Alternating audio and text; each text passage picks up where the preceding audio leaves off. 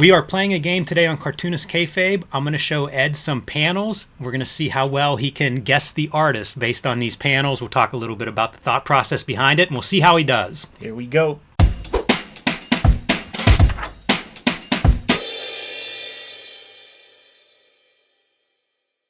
Hello and welcome to your favorite YouTube channel, Cartoonist Kayfabe. My name is Jim Rugg. I'm Ed Piskor. And we are a daily comic book YouTube channel with over 1,600 videos in our back catalog. You can go to the Cartoonist Kayfabe YouTube homepage and search for your favorite comic book titles or your favorite comic book creators, and chances are we've already covered those. I also want to let everybody know that we have a Cartoonist Kayfabe Patreon. There are 3 different levels, and at the King Kayfaber level, you get to sit in on the recording session. We got a room full of King Kayfabers with us right now. In addition to the fun conversation that is had throughout the recording session, you also get access to whatever books we're showing off first, which means you get them before they disappear from the aftermarket or go up in price, something we call the Kayfabe effect. So check out our Patreon in the links below the video and see which level suits you best. So today we are playing a game. I'm going to show Ed some panels, and we're going to see how well he can guess the artist in those panels. Yeah, it's a conversation about style. Like how little do you need to see of a drawing to be able to tell who drew it, you know? And when we did it last time, the thought was choose stylistic artists that I think you would easily be able to identify and just show you just like the smallest, barest little piece. And you were a fucking ringer. So the pressure is on. All right, man, give it a shot. Oh my goodness. I guess, man, maybe I'll say, oh no, I was going to say maybe Marshall Rogers. But then I was going to say maybe Byrne. I think I'm going to need another one, Jimmy. This is pretty obtuse. All right, man, here's another panel, and this is the next panel on the page. Man. See, now I want to say Colin, dude. I think you might have stumped me. But, like, I don't think he would do the backgrounds the way he did in that previous one. Yeah, this is just not quite enough for me, Jimmy. Oh, my God. Dude, see, you're being a dick. This will make sense whenever the reveal comes up. Right, because it's a Spider-Man thing, so there's probably so much fucking Spider-Man. All right, let me discourage that. It is not Spider-Man. I don't know why the thwip is in there. It's not even Spider-Man as a guest star. See, and here's the thing, too. Here's where I'm going to defend myself, is that a lot of people have background helpers and stuff, even inkers. So I don't know that I'm getting enough here. Do you think with the panels that you showed, like, that you would be able to guess who the guy was? This is reverse. This is probably one of the harder ones in my pile here. Yeah. This is a giveaway panel, and I think when you hear who this is, you'll look at this panel differently. So, do you want one more panel from this book? Give me a figure. Like, okay. Yeah, give me a figure, and I think I'll have confidence. See, Jimmy, I feel like I was doing penance for what you call it, man, for the John Byrne building I showed you. Okay, so I'm thinking David Mazzucchelli. Bingo. Yeah. Didn't the last panel make sense? It reminds me of Batman Year One, whenever Batman comes out and interrupts those guys robbing the TV from the fire escape. Yeah. That was the panel that I thought, like, for backgrounds, because I've looked at a bunch of backgrounds going through this, and some of them I look at and I'm like, there's no information there to me as to who it is, but that one panel I thought did kind of look like... You know, I don't think the cards would have given it to me, but, like, the backgrounds that would... Like, some Born-Again ones from, like, the outside of, like, a slushy building tops and stuff would give it to me. And his rooftops are really distinct. And it's the thick and thins. You never seen this comic. So first off, you can look at the whole thing, right? And it's like, okay, this is like a Marvel era, probably an 80s comic. Nobody was inking with these kind of thick and thins. Yes. Back then with that a wobbly brush. Yeah, this is a cool issue too. Like I've been buying these Daredevils that are Mazzucchelli before the Frank Miller Mazzucchelli Daredevils. Let me lift this up and just show off a couple of these pages. You know what's interesting, Jimmy? Honestly, if you would have showed me this page, I don't think I would have guessed Mazzucchelli. Interesting. That's the thing that's strange. Is like he evolves a lot. Yeah. You know, across a couple of issues. I had an issue like right before this that he pencils and inks. It's in Venice. Look, there's some rooftops too, and I don't know that I would pick Mazzucchelli in some of them. Sometimes you'll see it, but then other times it's not obvious. What issue are we looking at there? This is 225, so this is right before the Born Again stuff comes in. Like, I looked at this That's figure, Maz. and it's like, it's so bizarre, though. It's so awkward, because I think of him as this great figure artist. And this issue is actually, I think, really standout. I love that. This was a late issue for me. I got this one fairly recently because I have all of his other works I've had for 30 years. Like I don't know if this would have given it away. It doesn't quite feel like Mazzucchelli in some of these panels yet. Right. Like, it's really interesting because I feel like he radically forms into what we think of as like the mature Mazzucchelli. Like, he's experimenting in these issues that lead up to it. Yeah, I feel so comfortable that I didn't guess it, and I, with the exception of people that know this issue well, I'm gonna call BS if they say that that they got it, man. But that was a good one. Yeah, it's tough too because once you see Murdoch, I think that's a giveaway. So I was trying to find panels that didn't show him. Yeah, There's not much info in this car panel. Right. But I think of the cars in Batman Year One, and it's like he did figure out these cars in a way that I think stands out compared to most. But these kinds of faces, there's a couple of those vulture faces in this issue. They're wild. Right. Next one. All right, man. Whenever you're ready. All right, man. So we got a new one. All right, my mind is in a couple places here, so I'm going to need some more afterwards. A couple of people that I'm thinking Mark Tex, I'm thinking Klaus, and in a weird way, I was thinking no, you know what, man? Those are the clothespin people, and you know what the clothespin people are? No, I've never heard that. That Joe Kubert created the clothespin people. Now I'm not saying this is Joe Kubert, but it could be Adam or Andy. So I'm going in a QB direction, for sure. Wait, tell me the clothespin Like people they look like right. clothespins. Fascinating. Yeah, Fascinating. that's a Joe Kubert stroke. Okay. And a lot of the QBs. Here, should I not look? No, you're good. I'm just expanding the I see. panel. Okay, so I'm definitely thinking Joe. What characteristic in this panel pushes you that way? The feet, the way he's standing on the horizon line. I've seen Joe Kubert do that with like Tor. Very kinetic inking. You could see like the pens and stuff, and its employment of brush, dip pen, and you see like the little ball of ink there, man. Like even fucking rapidographs and stuff probably. You see that hand? I think that hand is very much Joe Kubert-ish, but I'm not 100% sure. It could be Adam and Andy too. I'm gonna give you one more panel from this sequence. So, this doesn't help. But you know what? Like I'm thinking Joe.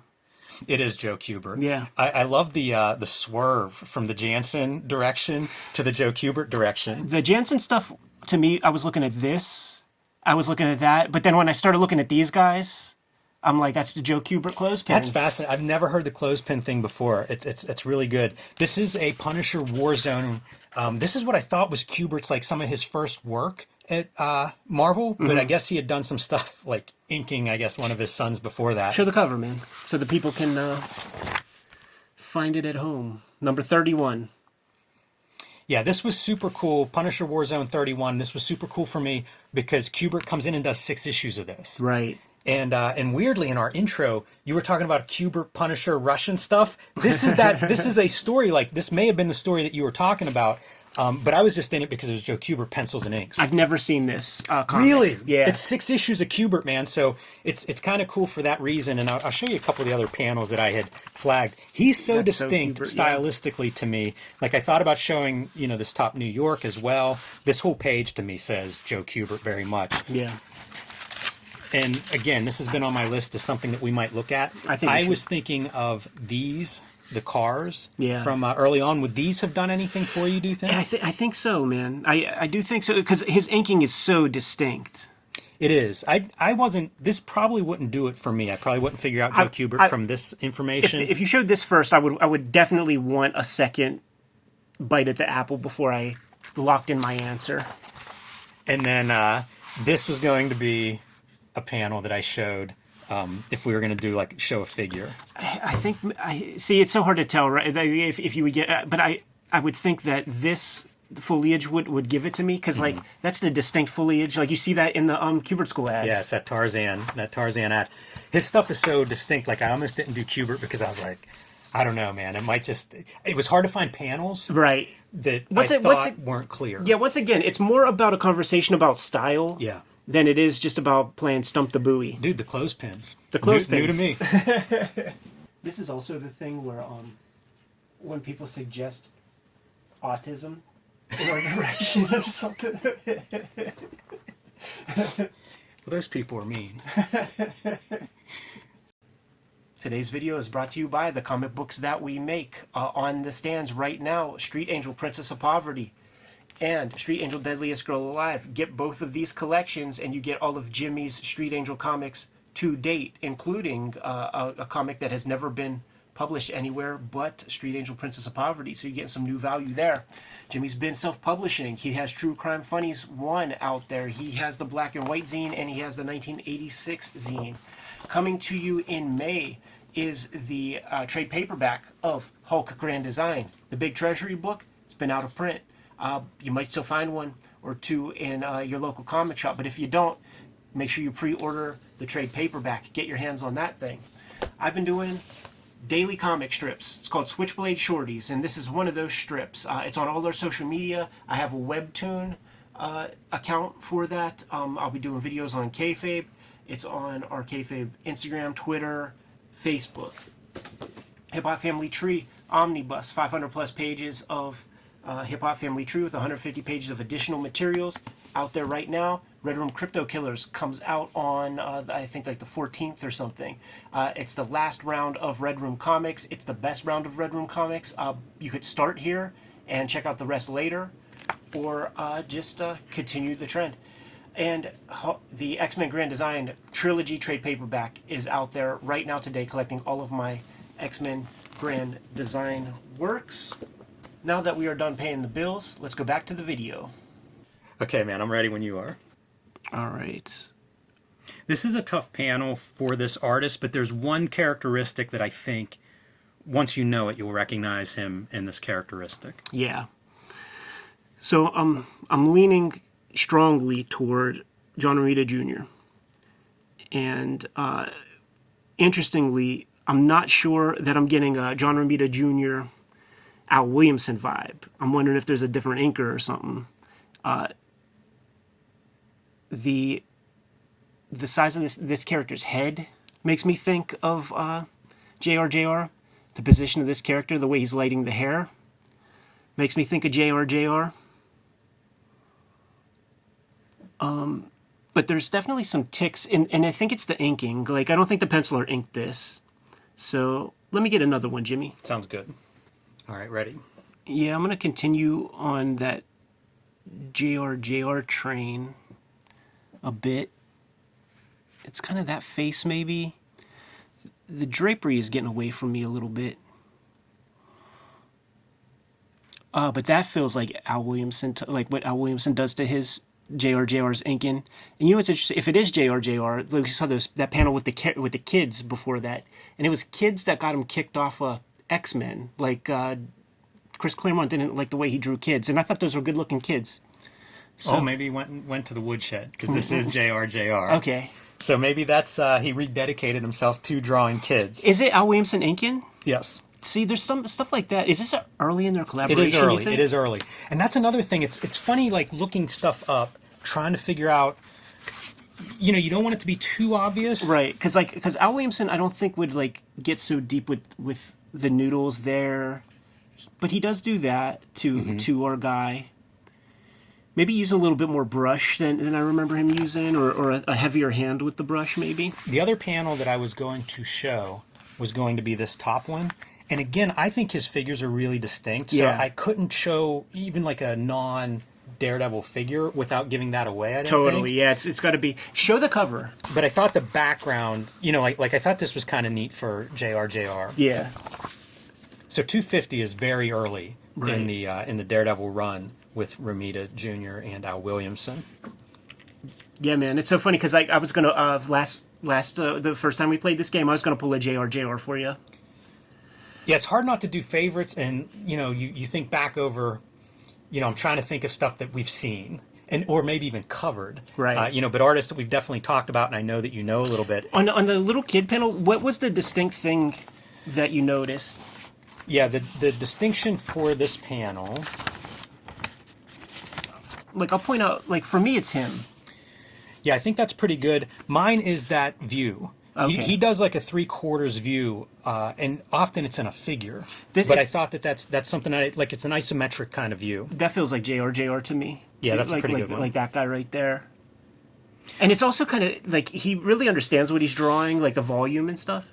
Yes, which is part of that like 3/4 view, Right. Which is what I was thinking with the floor and the desks, the way they were set up. It's very much almost like 101. If you're gonna give us a three-dimensional box, would you have recognized like this if you saw the would. close-ups of the faces? Maybe I not. thought they might have been a little too clear. Well, see those lips you would recognize, but I would recognize these guys for sure. And then also, see, this is where we're bound by more than just like the era and all of it. Just you sort of know that it's like a certain period of Marvel. I don't know that I would have got it with that. Oh, that's interesting because the line work I feel like is consistent, although Totally. the background doesn't even feel like Williamson to me. Some of those, And you know what? marks. It might not be like the stuff that we pointed out. It might not be Williamson because we knew that he used Rick Veitch. This for is stuff. the other thing that I try to avoid, like figuring stuff out. Is to me, there's nothing on here that gives it away. Knowing it's Al Williamson, I recognize this hatching. Yeah. But this is so atypical. I feel like there's nothing there to really to recognize. Yeah, it's true. It's true. Maybe that would be like the first panel you got to show to really play Stump the Buoy. I'll also say this: as I show you these panels, the first panels are probably going to be the hardest. Of course, yeah.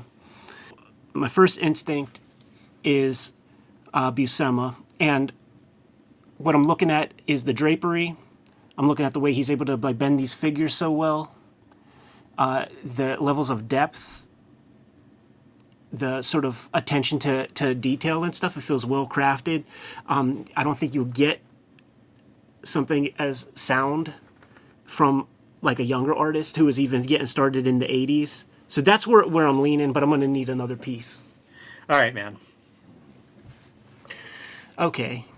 I'm feeling way more comfortable with the Buscema vibes. So I'm going to be embarrassed if it's not, if I keep explaining my thoughts. Once again, the drapery is so good.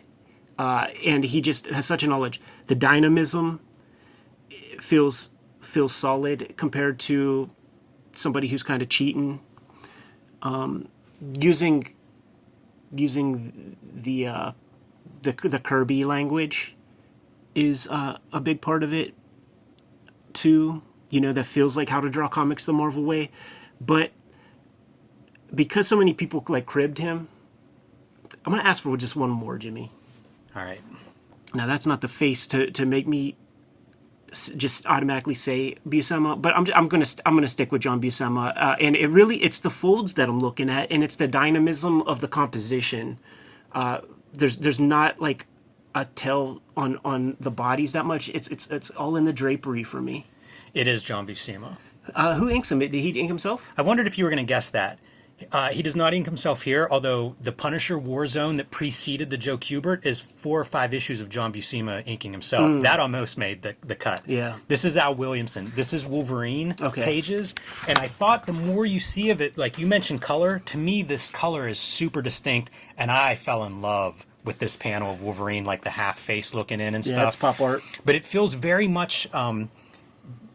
Buscema has a lot of Buscema-isms. Like I always say, like I got How to Draw Comics the Marvel way, and then I got these Wolverines. This is a little bit earlier than Wolverine 10. This is number 4. That's like a classic Buscema face. It's something about those eyes. His nose is pretty distinct, too. Yeah, that's probably... And even his mouth, he has a pretty distinct face.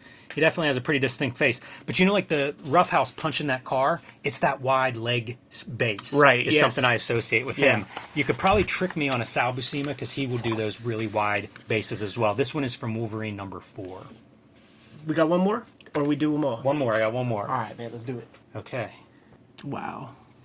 I don't have much, man.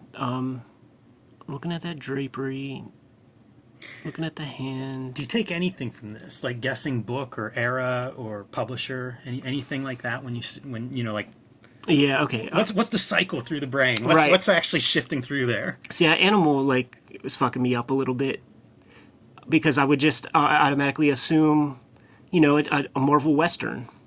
The lettering looks a little weird for that. The hand is making me think Jack Davis.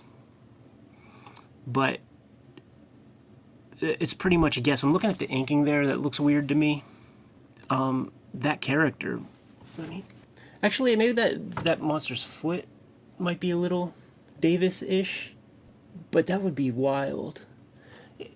The things that make me feel the Davis thing is like some of that drapery there, and definitely the hand. But I think I'm gonna have to see some more because like I don't. Well, he does kind of build his hands. I'm gonna have to see some more, Jimmy. Look, man, three rocks here. I don't know if that gives you a hint of. Oh, it's a Bushmiller, Bushmiller Shady Pass. All right. Ah, sweet, man. Well, I have more confidence in Jack Davis at this point. It is indeed Jack Davis. Yeah, like because you could see it here, you could see it in the hand, you could see it in the way he builds that figure. I think he's being way more rushed in his drawing than he is with like his EC works. Probably getting paid a lot less. But there's just certain things like having the balls to have such a skinny wrist with the big. He can't help but cartoon, and he's got his cartoony ticks and those like bread loaf shoes that he would do is definitely him. These kind of big fingers, doing that little, like the little wrinkles are definitely a part of it. Yeah, those little lines I think are a tick. It's so fascinating. If you see this gun, it's like one line that loops around. Like it looks fast. I love the shape of this dude's head is pretty entertaining. Let me show you one more pan. Well, you know what? We can let me pull the camera back and look at this because this is one of those comics that I kind of wanted to show off. And I don't know if it's its own episode, but it's super cool as an artifact to me because this is a reprint. Yeah, so this is probably from the 50s. Rawhide 35. Yeah, I was trying to figure out, like, what's he working on then that he's now moonlighting or doing some work at Marvel for probably really minimal rates. Yeah. But it's this, like, superhero character called the Raven, and it's just Jack Davis, no inker, but I imagine he's turning these out pretty quick. And it's full of these kinds of panels that I think are amazing. Yeah. It's very fun to me to see Davis doing this kind of stuff. I almost showed you this panel. I don't know if that one would have given it away or not, but it's just funny to see him working a little bit outside of the Jack Davis, the normal Jack Davis. There's the bread loafs. Yep. That he does, man. Like that's Those really are a big and that giveaway. hand kind of. I like the way he builds his hands. Yeah, and this is just a few small pages here, so we'll just flip through real quick. I like this gun cutting into the silhouette behind, and to me that silhouette is one you could almost pull right out of Mad Magazine as like super shorthand, quick background. You know, if I would have seen this after as a second panel, because when I saw the first one, there was a piece of me that was thinking of Kurtzman, and that hand just gives it away too much, but like that feels like a Kurtzman silhouette. Yeah, it's really interesting for how much this is outside of, I think, of typical Jack Davis. Like, I thought that horse, if you saw that horse, to me, that's super Jack Davis. Yeah, a lot of little isms in it. But the story itself, that it's this, like, superhero, a masked superhero in the Old West. Yeah, pretty wild. To me, is pretty strange. And I wondered, like, is this humbug era, like, does he need money? Like, is this something that he's flipping around pretty quick? Because he was definitely doing mad works. Things may not forever. be going well. So he's making money at that. But you know, he's a guy like. These are all so great. Like, look at that for a panel. Like, just because you do jobs doesn't mean you're a jobber, you know. And he is a professional illustrator, and he's getting a ton of work in all avenues. So this is probably just yet another opportunity that came his way, man. And the famous thing is he could turn. And we know how ornate the EC stories are. They would say that he would do those in a weekend. So something like this, he might be able to do in like 2 days, 3 days. It looks fast, but again, very fun to me. I love that there's like a masked superhero. It's really cool, man. It suggests a lot of things. Gene Colan here on our backup story too. And we never would have guessed him. Right. That's very early Gene Colan. It is. It makes me wonder as we continue going through Marvel, if we're going to see this show up at some point. Right, or it might already be past, really. Yeah, it's possible. This is Right. 74 in a reprint, so... It's Rawhide Kid 34, so like whenever that comes around. 100 issues ago, so we'll keep our eyes peeled for it, but pretty fun Jack Davis, I think. Yeah, super fun game, Jimmy. It's always fun to kind of keep the sword sharpened. And one of the tasks that we have with doing the Kayfabe channel is you can't be so superficial as to just say, "Oh, it's cool." You gotta have some reason. You gotta think things through a little bit, be a little bit more observational and articulate it a bit. Playing this game enhances that. Yeah, I thought you did really well pulling Jack Davis out of that first panel. Because this is definitely a curveball when I think of Jack Davis. This is a little bit outside of his norm. That was a wild panel. So, good call. Good to go? Yes. Kayfabers, like, follow, subscribe to the YouTube channel. Hit the bell so that we can notify you when new videos are available. And make sure you subscribe. I'd like to hit 100K in 2024 in terms of our subscriber base.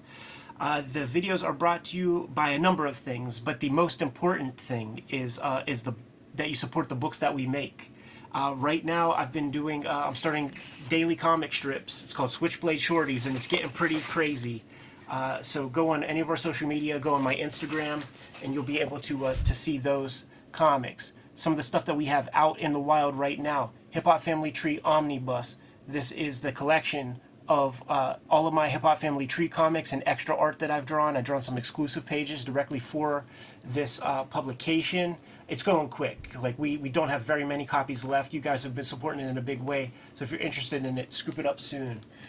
Red Room Crypto Killers, my third trade paperback of Red Room comics, is out there within days as of this recording. Might be out on the stands right now. Support the comic, Murder on the Dark Web for fun and profit. It's like Black Mirror meets EC Comics, and each story is completely self-contained. So you don't have to have the baggage of the other ones. But if you support them all, you know I'll be happy.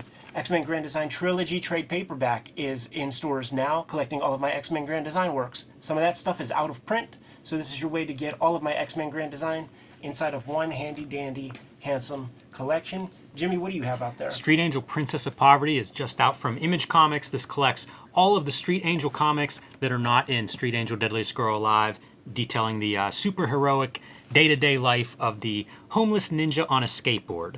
I've also been self-publishing quite a bit with True Crime Funnies, the Black and White zine, and the 1986 zine. These are available on my website, jimrugg.com, or on my Patreon, patreon.com/jimrugg. And the Hulk Grand Design, my contribution to the Grand Design mythos. This treasury size edition that I'm very proud of, sold out. So if you can get it at your comic shop, get it, because they are harder and harder to find. But there is a trade paperback like the X-Men Trilogy Grand Design coming out in May from Marvel. You can pre-order that one right now if you missed the Hulk Grand Design Treasury. So there's some other ways to support the channel. We have a Patreon, and the King Kayfabers on the Patreon get access to all of our videos before anybody else. Mitigates the kayfabe effect. Very often we talk about some comics that are reasonably rare on the aftermarket, and they snap the comics up before anybody else has the opportunity to. There are some direct ways to support the Cartoonist Kayfabe channel, however. Jimmy, lay some of those ways out. You can subscribe to the Cartoonist Kayfabe e-newsletter at the links below this video. You can also find Cartoonist Kayfabe t-shirts, merchandise, hats, mugs, stickers, and more at our spread shop. That link is also under this video. There you have it, man. There's all the ways to support the Cartoonist Kayfabe channel directly and indirectly. Why don't you leave everybody with the final marching orders, Jimmy, and we'll be on our way. Read more comics.